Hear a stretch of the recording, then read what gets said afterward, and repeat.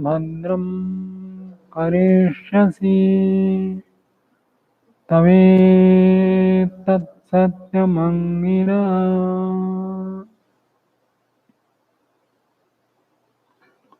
सम्मान के योग्य आचार्यगण, धर्मप्रेमी सज्जनों, मातृशक्ति, प्रिय ब्रह्मचारियों,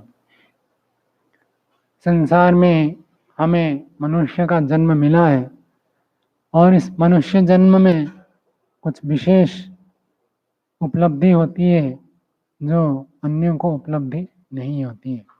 अन्य प्राणी इस उपलब्धि को प्राप्त नहीं कर पाते, मनुष्य ही इस उपलब्धि को प्राप्त करते हैं। मनुष्यों के लिए हम संसार में देखते हैं कि अनेक मनुष्य अपने समस्त कार्यों को सोच विचार कर चिंतन पूर्वक करते हैं, नियम पूर्वक करते हैं, विधि पूर्वक करते हैं।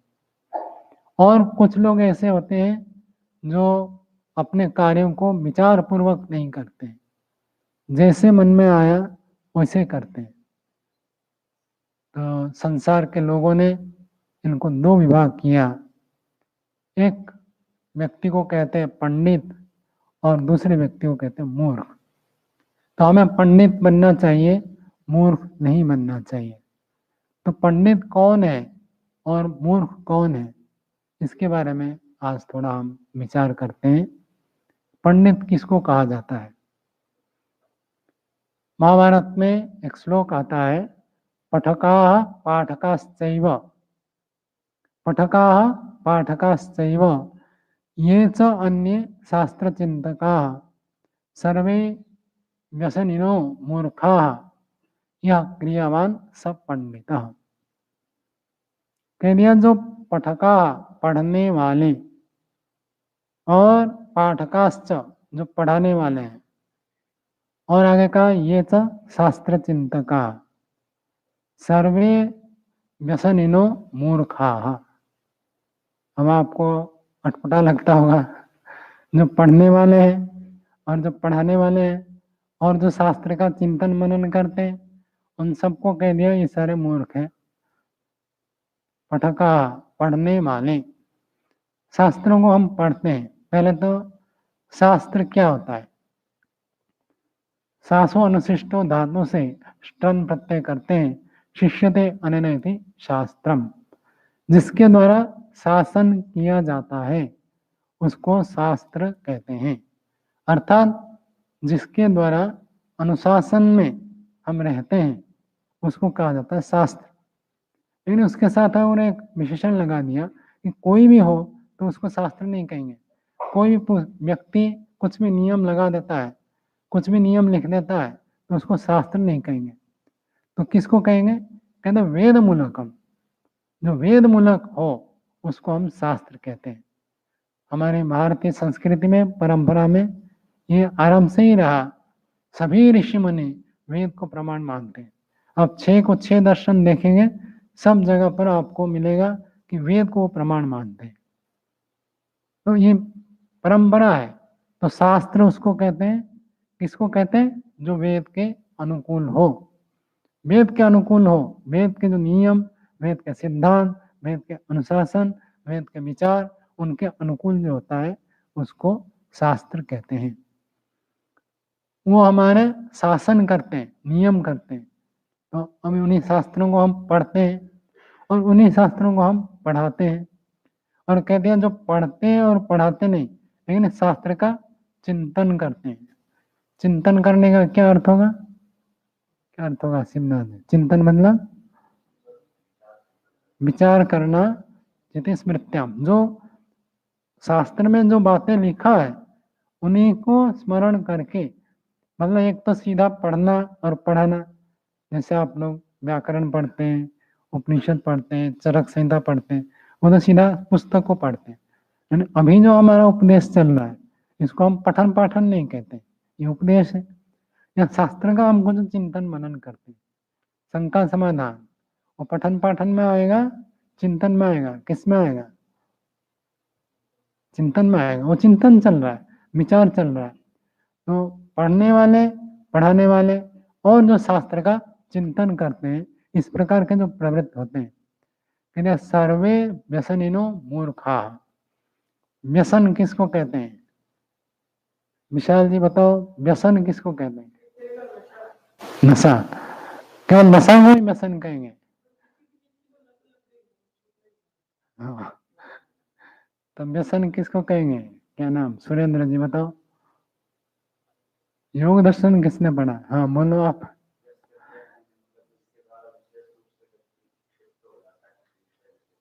हाँ, योग दर्शन में प्रत्याहार सूत्र की व्याख्या करते हुए तथा परमवश्यता इंद्रियाणाम, उसके प्रसंग में महर्षि व्यास जी लिखते हैं शक्तिर व्यसनम। शक्तिर व्यसनम क्या अर्थ होगा सत्यव्रत जी? आसक्ति। हमें किसी चीज में जो आसक्ति होती है उसको कहते हैं व्यसनम। लेकिन ये तो हो गया अर्थ। एक होता है ना निरुक्ति, और एक होता है व्युत्पत्ति। निरुक्ति और व्युत्पत्ति पीछे भी बताया होगा। निरुक्ति में क्या होता है, वो शब्द का क्या अर्थ है निर्वचन करके कह देंगे इसका ये अर्थ है, उसको तो कहते हैं निरुक्ति। और व्युत्पत्ति क्या होगा? अभिषेक जी, व्याकरण की दृष्टि से शब्द में कौन सी प्रकृति है, क्या प्रत्यय है, उससे क्या तात्पर्य निकलता है, उसको कहते हैं व्युत्पत्ति। और निश्चित कर दिया, अब शब्द से ऐसे नहीं आ रहा है, निश्चित कर दिया कि इसका ये अर्थ है, तो उसको तो कहते हैं हम निरुक्ति। नितराम मुक्ति निरुक्ति, निश्चित कर दिया कि इसी शब्द का ये अर्थ है, उसको कहते हैं निरुक्ति। और जब शब्द के प्रकृति, प्रत्यय, धातु क्या है, प्रत्यय का क्या अर्थ है, उन दोनों का अर्थ मिलकर क्या शब्द बन गया, उसका क्या अर्थ निकलता है, तात्पर्य को कहेंगे निरुक्ति और शब्दार्थ को कहेंगे व्युत्पत्ति। तो व्युत्पत्ति भी की है महर्षि व्यास जी ने। पहले कह दिया शक्तिर व्यसनम और कह दिया व्यस्यते एनम श्रेयसः। क्या अर्थ होगा सत्यव्रत जी? व्यस्यते एनम श्रेयसः क्या अर्थ होगा? हाँ बताओ। व्यस्यति कौन सा धातु है ऐसी बना दी? हाँ, तो क्या अर्थ हो जाएगा बताओ? व्यस्यते एनम श्रेयसः।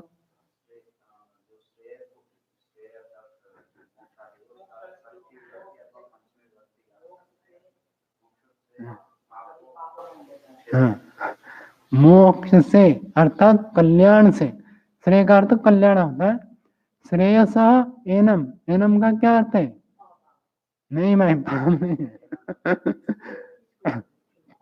ऐसा ए तो ऐसे और आगे एनम कहाँ बनेगा? वहां तो एतम बनता है। एनम कहाँ पर होगा बताओ भाई? हाँ अभिषेक जी बताओ, एनम कहाँ बनेगा? नहीं। हाँ, नहीं, जब अनुप्रयोग करते हैं तब एनम होता है। पहले कुछ बातें बता दी और उसके बाद जब शब्द का आवृत्ति होती है, अनुप्रयोग होता है, तब एनम होता है। ऐसे प्रयोग करो, प्रयोग करने से हमारी बुद्धि बढ़ती है और स्थिर होता है। तो श्रेय, हाँ, यस्यते एनम श्रेयस, श्रेयस से, कल्याण से इसको फेंक देता है, उसको कहते हैं व्यसन। व्यसन जो होता है व्यक्ति को कल्याण से फेंक देता है। अशोक जी बताओ क्या बताया? अशोक जी हाँ? हाँ, हाँ, कल्याण से दूर कर देता है, तो इसको कहते हैं व्यसन। अब यहाँ कह रहे कि जो पढ़ने वाले, पढ़ाने वाले और शास्त्र का चिंतन करने वाले, ये सारे व्यसन ही ना। कैसा अर्थ होगा अभय जी? ये सब व्यसन ही है ऐसे कह रहे हैं। और व्यसन ही ना मूर्खा भी कह दिया आगे। शास्त्र को पढ़ने पढ़ाने से कोई मूर्ख होता है क्या? तो इसी के लिए आगे कहा यह क्रियावान सब पंडित। का पंडित कौन होता है? कहता है यह क्रियावान। अब आपने पूरा अहिंसा के बारे में पूरा पढ़ लिया, सत्य के बारे में पूरा पढ़ लिया, अस्तेय के बारे में पढ़ लिया, लेकिन आचरण में उससे उल्टा करे तो क्या कहेंगे? मूर्ख कहेंगे, पंडित कहेंगे? मूर्ख कहेंगे। महाभारतकार इसी बात को बताते हैं कि जो व्यक्ति इन शास्त्रों को पढ़ता है पढ़ाता है और शास्त्र का चिंतन मनन उपदेश प्रवचन शंका समाधान सब करता है, किंतु उसी को वो एकदम व्यसन के रूप में करता है। व्यसन कैसे होगा ये? व्यसन का अर्थ हमने किया कि जो कल्याण से फेंक देता है। अशोक जी बताओ, ये पढ़ना पढ़ाना और क्या है शास्त्र का चिंतन करना, इसको कल्याण से कैसे फेंक देगा? तो पढ़ने पढ़ाने से कोई हानि होती है क्या? तो कैसे होगा? नहीं बता पाया। ठीक नहीं बताए, आप बताओ जी, कैसे ये कल्याण से हमको दूर कर देता है? क्रिया के रूप में नहीं लाने से थोड़ी दूर हो जाएगा। विद्या विवादाय, यदि उस विद्या के कारण अहंकारी बन गया, उस विद्या के कारण विवाद करता है, उस विद्या के कारण अपने आप को बड़ा मानता है, उस विद्या के कारण दूसरों का अपमान करता है, तो ये क्या हो जाएगा? व्यसन से व्यसन हो गया ना। विद्या में तो पूरा लगा रहता है, लेकिन उस विद्या का ये क्या करता है? दुरुपयोग करता है। ऐसे करने वाला व्यक्ति वो मूर्ख कहलाता है, ये व्यसन है, उसको कल्याण से दूर कर देता है। विद्या विवाद के लिए होता है, किन लोगों का? विद्वान का। हाँ, श्लोक याद नहीं है क्या आपको? फिर पूरा दोहराओ मन में, जब कोई श्लोक आता है तुरंत दोहरा दो। खलस्य साधो विपरीतम है, खल व्यक्ति का तो ऐसे होता है, क्या होता है? विद्या विवादाय धनम मादाय और शक्ति परेशान परिपीडनाय। और दूसरा क्या कह दिया? साधु व्यक्ति का क्या होगा? ज्ञानाय दानाय च रक्षणाय। तो ज्ञान दान और रक्षण के लिए होता है, तो वही चीज वही है, उसी को पढ़ता है। उसी विद्या के कारण व्यक्ति विवाद भी कर सकता है और उसी विद्या के कारण व्यक्ति ज्ञान को भी प्राप्त कर सकता है। तो जो ज्ञान को प्राप्त करता है वो तो साधु बन जाता है, उसको कहते हैं पंडित। पंडित शब्द कैसे बनेगा? चंद्रदेव जी बताओ। नहीं, पढ़ तो लिया आपने। हाँ, तदस्य संजयम तारक दिव्य हितच। हाँ हाँ, वही कह रहा। क्या? कैसे? किस सूत्र से करोगे? किस सूत्र से करोगे हितच? अर्थ अलग हो जाएगा। हाँ तो हाँ, गया अर्थ नहीं चाहिए ना, हमको तो चाहिए पंडित का अर्थ बुद्धिमान। तो पंडित किसको कहते हैं?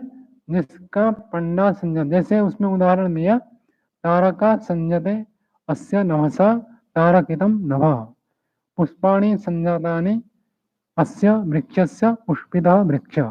पुष्पित वृक्ष का अर्थ जिस वृक्ष में फूल आ गए। तारकितम नभः, जैसे आकाश में अभी बादल भरा हुआ है और तारे आ जाए तो हम उसको कह देते हैं तारकितम नभः। ऐसे ही जिसका पंडा उत्पन्न हो गया उसको कहते हैं पंडित। पंडा क्या होगा रोशन जी? पंडा मतलब क्या होता है? क्या होता है पंडा? पंडा नहीं पता? पंडा है, संजय मिता है। चंद्रदेव जी, पंडा क्या होता है? इतने पीछे रह गए आप तो। हाँ बोलो।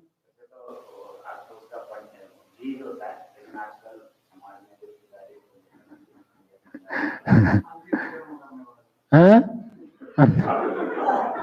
अंत्येष्टि कर्म करने वाला नहीं। पंडा कहते हैं वेदोज्वला तत्व विषयणी बुद्धि। शास्त्रकार ने इसकी निरुक्ति बताई कि क्या पंडा किसको कहते हैं? वेद उज्ज्वला, वेद के द्वारा जो उज्ज्वलित हुआ है और तत्व विषयणी सत्य को जनाने वाली बुद्धि है, उसको कहते हैं पंडा। क्या बोला? बोलना आर्योदय जी, क्या बोला? कुछ और सोच रहे हैं? जागरूक रहना ना। क्या बोला? बोलो जी, आप क्या नाम? देवराज जी। हाँ हाँ, और ये आधा रहा और आधा गायब हो गया। क्या बोला?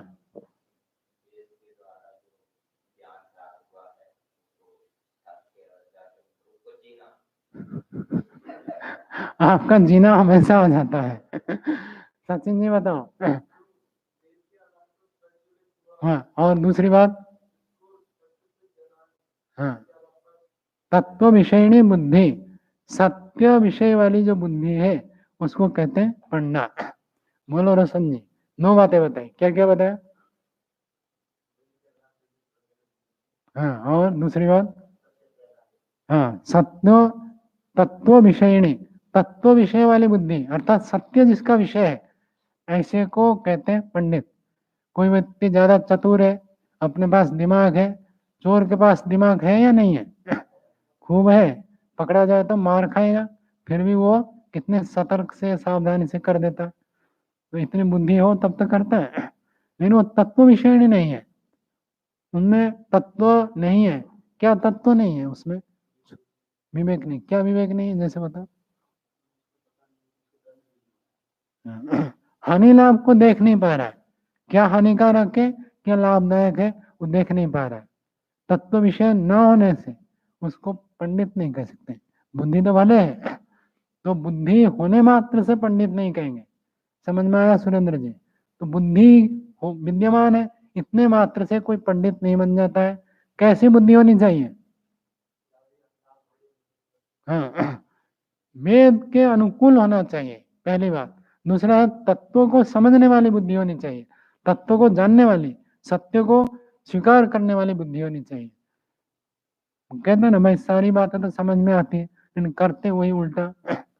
पतना ला वहीं पड़ेगा। सुना है? हरियाणा में एक कहावत है। हाँ, पंच की बात है शर्माते, पतना ला वहीं पड़ेगा। सब बात ठीक है, ये भी ठीक है, वो भी ठीक है, ठीक है, लेकिन करेंगे उल्टा तो उसको पंडा नहीं कहेंगे, उसको बुद्धि नहीं कहेंगे, वो तो दुर्बुद्धि है। तो वेद के द्वारा उज्ज्वलित हुआ और जो तत्व विषय वाली बुद्धि है उसको कहते हैं पंडा। और वो पंडा जिसका उत्पन्न हो गया, उत्पन्न हो गया, क्या अर्थ होगा? पंडा जिसका उत्पन्न हो गया उसको कहते हैं पंडित। उत्पन्न हो गया मतलब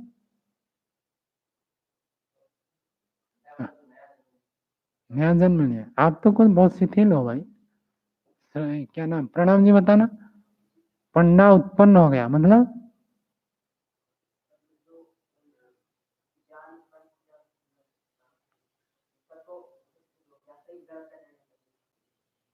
क्या होगा सचिन जी? उत्पन्न मतलब क्या है बताओ? उत्पन्न मतलब, उत्पन्न शब्द नहीं जानते क्या आप? तो बताओ क्या अर्थ होता है उसका? है? जन्म? केवल जन्म ही होता है? प्राप्त। तो उन्होंने ऐसी बुद्धि को प्राप्त कर लिया, तो कैसे प्राप्त होगा आर्योदय जी? ऐसी बुद्धि कैसे प्राप्त होगा? कुछ भी प्राप्त होगा तो मेहनत से ही होगा। तो ऐसी बुद्धि हमको हमारी कैसे बनती है? शास्त्र पढ़ने से। अशोक जी बताओ। आप पीछे बैठते हो हमेशा और छुप कर बैठते हो, कल से आगे बैठना, चिंतन करने से। तो तो बुद्धिमान कौन होता है? जो व्यक्ति दूसरों को देखकर सीख जाता है। एक व्यक्ति ने आग में हाथ डाला और हाथ जल गया, अब उसको देखकर सीख जाए कि भाई हाथ डालने से हाथ जल जाता है, वो डाले नहीं। वो सबसे बड़ा बुद्धिमान, उसको बताना भी नहीं पड़ता है। और दूसरा व्यक्ति ऐसे होता है, वो गलत करता है, उसको बताने के बाद फिर छोड़ देता है। ये दूसरे स्तर के हैं। और तीसरे स्तर का व्यक्ति है, उसको एक बार बताने पर भी काम नहीं चलता, उसको अनेक बार बताओ भाई जी। जिसको बार बार बताने पर भी वो नहीं करता है। क्या क्या बताया? 4 स्तर बताओ देवराज जी। हाँ, हाँ, हाँ, हाँ। आप बता दोगे चारों? चलो, तो 4 स्तर का है। तो कौन से स्तर को पंडित मानेंगे? पहला स्तर का व्यक्ति जो है वो देखकर सीख जाता है। अब आप लोग घर में रहते थे, घर में अलग व्यवहार होता था, यहाँ अलग व्यवहार है। तो ऐसा कोई व्यवहार नहीं करना है जो दूसरा ब्रह्मचारी नहीं करता है। मतलब यहाँ का नियम को देखकर समझ जाओ, देखकर समझ जाना, ये बुद्धिमान व्यक्ति का काम है। देखा कि सब ब्रह्मचारी ऐसे करते हैं, वो भी ऐसे करने लग गया, तो पता चल गया कि भाई यहाँ का नियम ऐसा है, यहाँ इस क्रम से चलता है, यहाँ ऐसी व्यवस्था है। देखकर सीख जाता है जो है वो बुद्धिमान है, उसको टोकने की आवश्यकता नहीं है, वो सबसे आगे बढ़ेगा, सबसे तेज होगा, देख देख कर सीख जाता है। चरक शास्त्र में कहा कि संसार जो है बुद्धिमानों का गुरु है। संसार में हर व्यक्ति से बुद्धिमान व्यक्ति शिक्षा ले लेता है। किसी भी व्यक्ति को देखेगा तो उसमें से क्या अच्छी बात है वो देखता है, सीख जाता है। तो बुद्धिमान के लिए संसार का हर वस्तु, हर व्यक्ति गुरु के समान होता है, वो देख देख कर सीख जाता है। दूसरा व्यक्ति है जब कुछ पढ़ता है, गुरु का उपदेश होता है, 3 बातें बताइए, आचार्य उपदेश, अनुमान प्रमाण और शास्त्र। आचार्य जी ने कुछ बताया, शास्त्र में कुछ बताया और अनुमान प्रमाण से विचार किया, तब व्यक्ति को ज्ञान होता है। और ये सारे सत्य होते हैं। ये सत्य होने पर भी जब तक हम उसका प्रयोग नहीं करते तब तक हमें उसका लाभ नहीं मिलता। शास्त्र से भी हमको ज्ञान होता है, अनुमान प्रमाण से भी हमको ज्ञान होता है, और आचार्य के उपदेश से भी हमको ज्ञान होता है। और शास्त्र में नहीं लिखा है, आचार्य जी ने उपदेश कर दिया, नियम बना दिया, अब ये किसी शास्त्र में आपको नहीं मिलेगा, लेकिन उसके आधार पर आप चलेंगे तो आपका कल्याण होगा।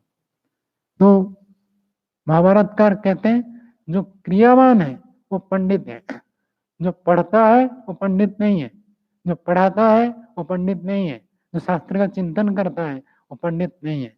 ये सब क्या है, कहते ये सब व्यसन है।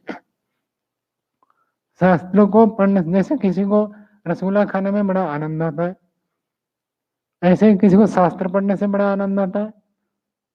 किस किस को आनंद आता है शास्त्र पढ़ने से? हाथ खड़े करो भाई।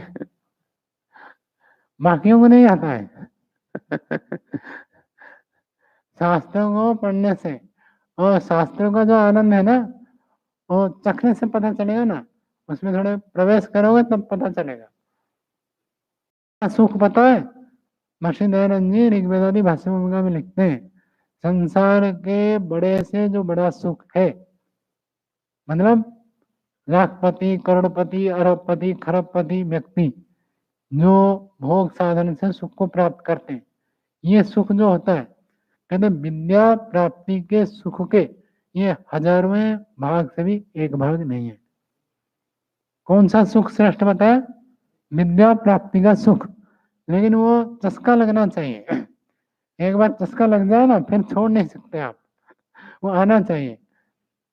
तो बुद्धिमान व्यक्ति जो होते हैं उनका काल तो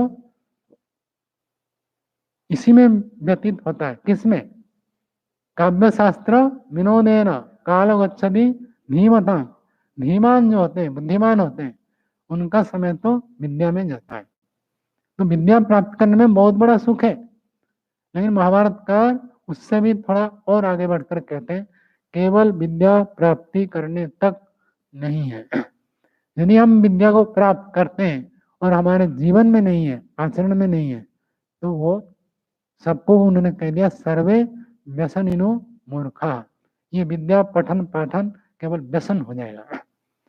जैसे व्यक्ति शराब पीता है सुख प्राप्ति के लिए, सिगरेट पीता है सुख प्राप्ति के लिए, चाय पीता है, गलत कार्य करता है, उसको हम व्यसन कहते हैं। ऐसे ही शास्त्रों को पढ़ता है और जो आचरण के ऊपर ध्यान नहीं देता है वो सबके सब व्यसन है। ये व्यसन के रूप में करते हैं। महाभाष्य ने एक रोचक उदाहरण बताया। अकर्मकांड सूत्र की व्याख्या करते हुए तो उन्होंने एक बात बताई कि कोई बंदरों का उदाहरण दिया। कोई बंदर उछल रहा है, कोई बंदर कूद रहा है, कोई बंदर फल तोड़ रहा है, डालियों को तोड़ रहा है, कोई खा रहा है, कोई कुछ फेंक रहा है, कुछ कुछ कर रहा है, और एक बंदर बैठा है ध्यान करने के लिए बैठा है। तो जो बंदर ध्यान के लिए बैठा है वो अच्छा है बुरा है, क्या है? अरे उदय जी अच्छा है। प्रणाम जी, क्या है, कैसा है? अच्छा नहीं लगता? क्यों, क्या बुराई है उसमें? वो ध्यान कर रहा है भाई, बाकी सब देखो उछल कूद कर रहे हैं, तोड़ फोड़ नष्ट भ्रष्ट कर रहे हैं, खाने पीने में लगे, वो ध्यान में बैठा है, क्यों अभिषेक जी, क्या बुराई है उसमें? तो कहते हैं ये भी कापेय वृत्ति है। जैसे एक बंदर उछल रहा है, कूद रहा है, ये क्या बंदर की प्रवृत्ति है। तो ये बंदर की एक प्रवृत्ति ध्यान में बैठ गया, वो तो दिखाने के लिए बैठा है, नकल करना, दिखाना, वो भी एक बंदर की प्रवृत्ति है। तो बंदर ध्यान कर रहा है, मतलब वास्तव में वो ईश्वर का ध्यान नहीं कर रहा है, वो एक बंदर की प्रवृत्ति मानो, उसको ईश्वर में प्रीति हो गई, ऐसी बात नहीं है। तो ऐसे ही कह रहे हैं कि ये जो पठन पाठन सब है, ये भी मानो एक प्रकार का व्यसन है। ये व्यसन कब बन जाएगा? व्यसन से निर्व्यसन कब हो जाएगा? यह क्रियावान सब पंडित। क्रियावान, क्रियावान, क्रियावान किसको पूछूं? हाँ बताओ, क्रियावान में कौन सा प्रत्यय है? हाँ, तमथ प्रत्यय है। शक्तिमान में कौन सा प्रत्यय है? धनवान में कौन सा प्रत्यय है? धनवान में मत, तमथ को और कहा जा रहे हो? हाँ चलो, मतुब का क्या अर्थ होगा? जिसका। तो क्रियावान का क्या अर्थ हो जाएगा? मतलब क्रिया करने वाला, जो क्रिया को करता है, जिसमें क्रिया है, अर्थात जिसका क्रिया है, जो व्यक्ति क्रियाओं को करता है, वो है पंडित। क्रिया तो हम सब करते हैं, क्यों आर्योदय जी? क्रिया तो हम सब करते हैं, तो हम सब पंडित हैं। फिर यह तो महाभारत में ये कह दिया कि भाई जो पठन पाठन शास्त्र चिंतन करते हैं वो तो व्यसन में है, और जो क्रियावान है वो पंडित है। तो क्या क्या समझ में आया आपको, बोलो? अभय जी बताओ, क्या समझ में आया? शास्त्र की बातों को जो क्रिया में लाता है, क्रिया तो हर व्यक्ति करता है, हर क्रिया का नहीं है। वहां आगे चलकर मतुब के बहुत सारे अर्थ बताए। तो प्रशंसनीय क्रिया, प्रशंसनीय क्रिया कौन सा होगा? प्रणाम जी बताओ, कौन सी क्रिया प्रशंसनीय और कौन सी क्रिया निंदनीय, कैसे पता चलेगा? व्यवहार में तो सारे, शराब पीने वाला व्यवहार में नहीं पीता। और फिर अच्छी, वही तो पूछ रहा हूँ, अच्छी क्या है? सचिन जी बताओ, अच्छी क्या है, कैसे पता चलेगा? अखिल जी बताओ, कौन सी क्रिया अच्छी है, कौन सी क्रिया बुरी है, कैसे पता चलेगा? हैं?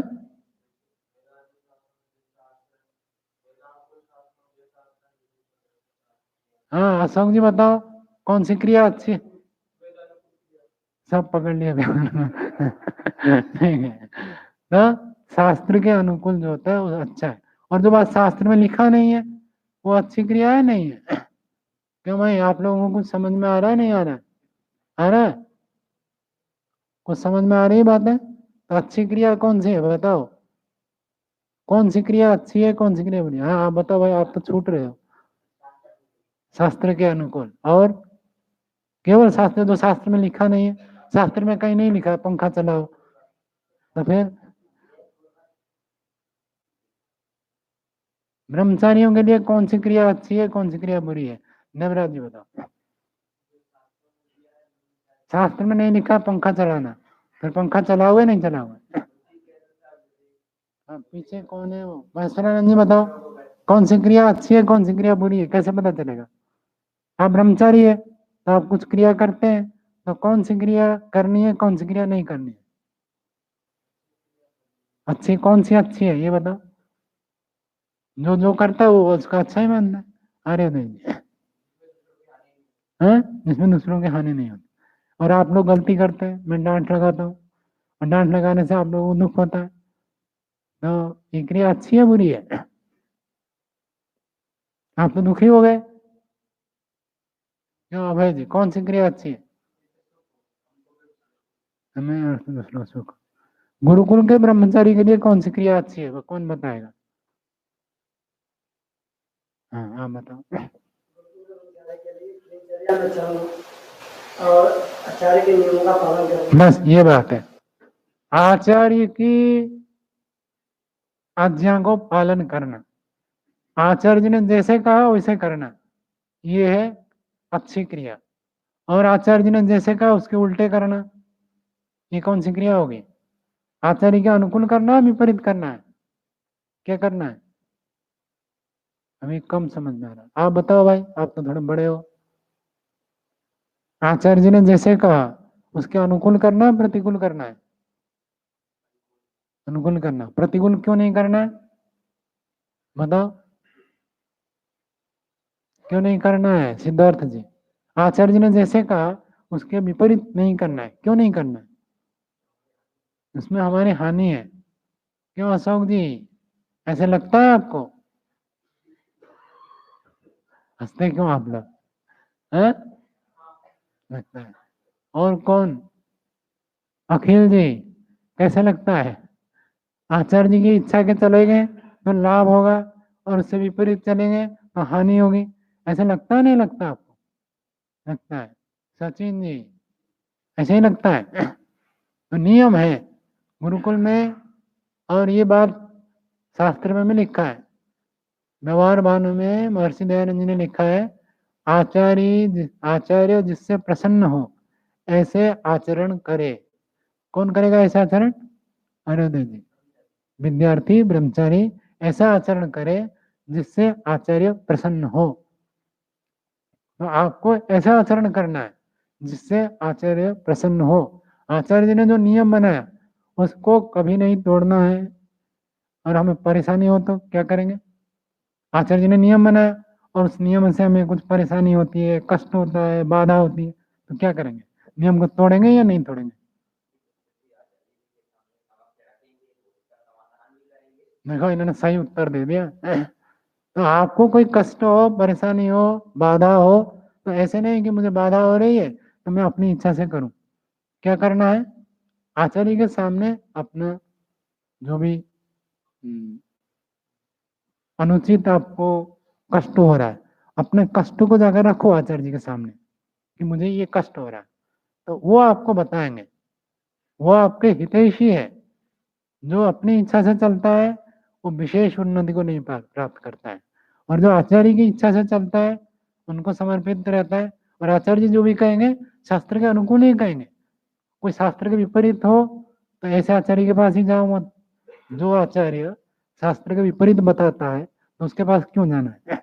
उससे तो उल्टी गति होगी। तो ऐसे आचार्य के पास ना जाओ। आचार्य जी का चयन करो, कैसे? जो वेद के अनुकूल हो, शास्त्र के अनुकूल हो, फिर उनको समर्पित हो गए तो फिर अपनी इच्छा से नहीं करना। तो यह क्रियावान सपंडित, जो शास्त्र के अनुसार करता है, आचार्य के अनुसार करता है, और नियमों का अपने बुद्धि से प्रमाण पूर्वक अनुमान प्रमाण से देखता है, ये लाभदायक है, ये हानिकारक है, ऐसे देखकर लाभदायक को करता है, हानिकारक को छोड़ देता है, वो व्यक्ति पंडित कहलाता है। हमारा पढ़ना, पढ़ाना, शास्त्र का चिंतन करना, ये सब का मुख्य प्रयोजन है। जिन बातों को हमारे ऋषि महर्षियों ने कहा है वो हमारे जीवन में हो, आचरण में हो, तभी हम पंडित बन सकते हैं। और पंडित व्यक्ति ही संसार में सुखी रहता है, और मरने के बाद भी वो सुखी होता है। मूर्ख व्यक्ति इस संसार में स्वयं दुखी रहता है, दूसरों को दुखी करता है, और मरने के बाद भी दुख भोगता है। समय का अनुसार वाणी को यहीं विराम देते हैं।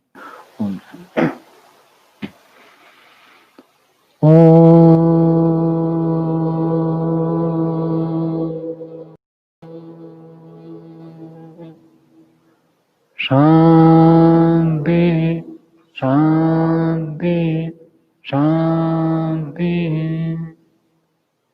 समय ब्रह्मचारी बैठेंगे।